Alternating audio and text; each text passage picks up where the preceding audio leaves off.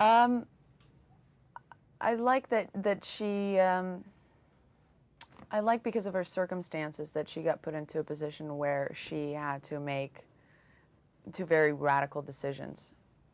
And I like that being placed in that situation, she had the kind of personality that was very will-strong and feisty and witty and was never really lost for words.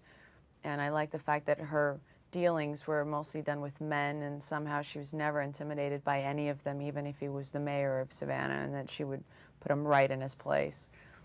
You know, there were lines like, "Give the gumption of a corn for to the mayor," which I found at that time for women to have that kind of personality very interesting, very, very interesting. And I think all of that comes because of her circumstances, because of what she has to decide to do with her life, basically.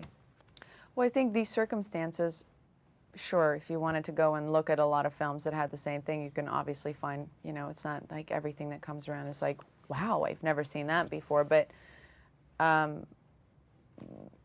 Robert Redford is very much in tune with what the situation is and playing that as real as possible. And so her situations were very, I think, were very black and white.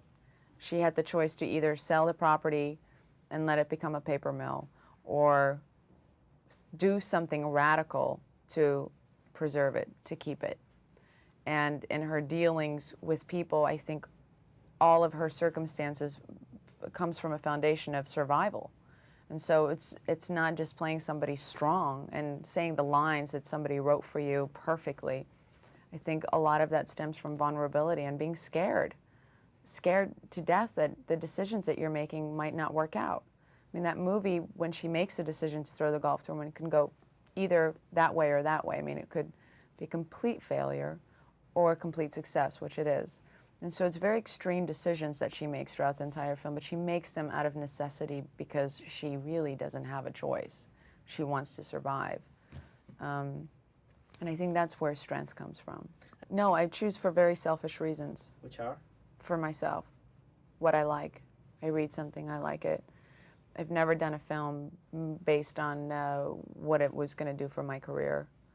It's too much time, it's too much work to go and give yourself to a film completely and not have a life, to go and do it for any other reason but that you feel that you can go and learn something, that you will feel challenged by the character and by the people that you surround yourself with, and that it's a story that you like, a story that intrigues you. Those are the decisions that I base my decisions on. Like, yeah, it was a great it had all the elements. It was a great project, a great script, a great director, a great writer, great cast. Yeah, it definitely had it all. Sure, you know, it's Robert Redford. You obviously, I think a lot of actors admire him, not just as a filmmaker, but for all the wonderful performances that he delivered as an actor. And so obviously you're sitting there and, you know, you have complete admiration and you're in awe. But you gotta get past that. You know, you can't just do that for 3 months because it won't get you anywhere.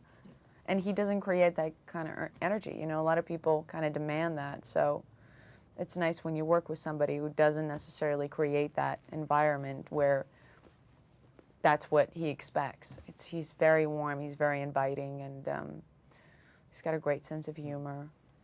Yeah, authenticity, I think, is who we are as humans. It's not necessarily what we choose. I think we tend to choose what we think is better. But I think just as humans, we all have our own authenticity. It's just the choices that we make with what we have, you know. And so I think for me, what it means to be an actor is to be as authentic as you possibly can, to chase after the reality. I don't consider myself the most taught or studied actor in the business, but I do have a need to, when I go and play a character in a film, to go after the truth and to make it as truthful as I possibly can, to go after the authenticity of it. Yeah. You know, it's nice when you can get honored.